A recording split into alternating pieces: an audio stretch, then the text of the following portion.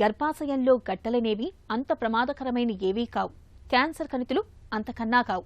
కాకపోతే ఈ కణితుల పరిమాణం పెరుగుతున్న కొద్దీ నెలసరిలో చిక్కులు పెరుగుతూ ఉంటాయి.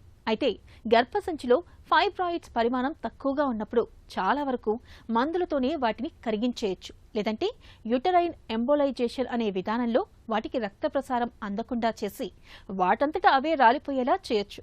పరిమాణం మరీ పెద్దగా ఉన్నప్పుడు లాప్రోస్కోపీ లేదా ఓపెన్ సర్జరీ చేయడం ద్వారా వాటిని చాలా తేలికగానే తొలగించవచ్చు.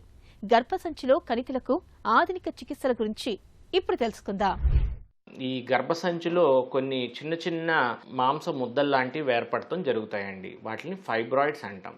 ఇవి అన్ని చోట్ల అస్తమానము ప్రమాదం అవ్వాలని ఈ క్యాన్సర్ కింద మారే ఛాన్సెస్ అనేది ఉండవండి.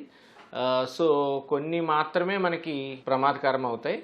కానీ దీనివల్ల వచ్చే సిమ్టమ్స్ ఏంటంటే మన బ్లీడింగ్ ఒకటి, మరియు నొప్పి రావటం కొంతమందిలో, ఇలాగా కొన్ని సిమ్టమ్స్ ద్వారా మనకి యూటరైన్ ఫైబ్రాయిడ్ అనేది ఉండడం జరుగుతుందండి. కామన్గా మనము ఇది ఒక చిన్న అల్ట్రాసౌండ్ స్కాన్ ఒకటి చేసుకుంటే మనకి యూటరైన్ ఫైబ్రాయిడ్స్ ఉన్నాయా లేవా అనేది తెలిసిపోతుంది.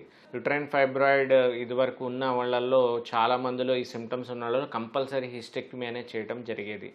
ఇప్పుడు కొత్తగా మనకి యూటరైన్ ఆర్టరీ ఫైబ్రాయిడ్ ఎంబోలైజేషన్ అంటాం, యుఏఈ అంటాం ఈ ప్రొసీజర్ని. యూటరైన్ ఆర్టరీ ఎంబోలైజేషన్ అనే ప్రక్రియ ఇప్పుడు చాలా రెవల్యూషనరీ ప్రొసీజర్ అనుకోవచ్చు అండ్ చాలా సింపుల్ ప్రొసీజర్ అని కూడా అనుకోవచ్చు. ఏంటనేది యూటరైన్ ఆర్టరీ ఎంబోలైజేషన్ అంటే, యూటరైన్ ఆర్టరీకి అంటే మనం ఏదైతే ఈ ఫైబ్రాయిడ్ అయితే ఏర్పడిందో మన యూట్రస్లో, ఈ ఫైబ్రాయిడ్స్ని మనము ఆ వెళ్ళే రక్త ప్రసరణని సెలెక్టివ్గా, అంటే ఆ చిన్న రక్తనాళాన్ని మనం బ్లాక్ చేయటం అనేది జరుగుతుందండి.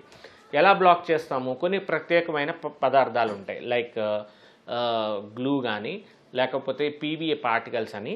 ఈ పార్టికల్స్ వేసి మనము ఆ సెలెక్టివ్గా ఆ రక్తనాళాన్ని మాత్రమే బ్లాక్ చేస్తాం. సో ఆబ్వియస్గా రక్త ప్రసరణ ఆగిపోతే ఏమవుతుంది? సేమ్ మనకి బాడీలో ఎక్కడైనా రక్త ప్రసరణ ఆగిపోతే అది కుచించుకుపోవడం జరుగుతుంది. అలాగే ఈ ఫైబ్రాయిడ్ అనేది కూడా వెంటనే మాయమైపోవడం జరుగుతుంది. దానివల్ల వచ్చే బ్లీడింగ్ అనేది కూడా తగ్గిపోతుంది, దాని సైజ్ తగ్గిపోవడం జరుగుతుంది, దానివల్ల వచ్చే కంప్రెషన్ సింటమ్స్ తగ్గిపోతాయి. సో ఇలాంటివి అన్నీ తగ్గిపోయి మళ్ళీ మన యూట్రస్ నార్మల్గానే ఉంటుంది. సో దీనివల్ల మనము మేజర్గా ఏమీ సర్జరీ లేకుండా ఒక చిన్న ప్రొసీజర్, ఒక చిన్న సూదితోనే చేసుకునే ఒక ప్రొసీజర్ ద్వారా మనము యూటరైన్ ఆర్టరీ ఎంబోలైజేషన్ అనేది చేసుకోవచ్చు.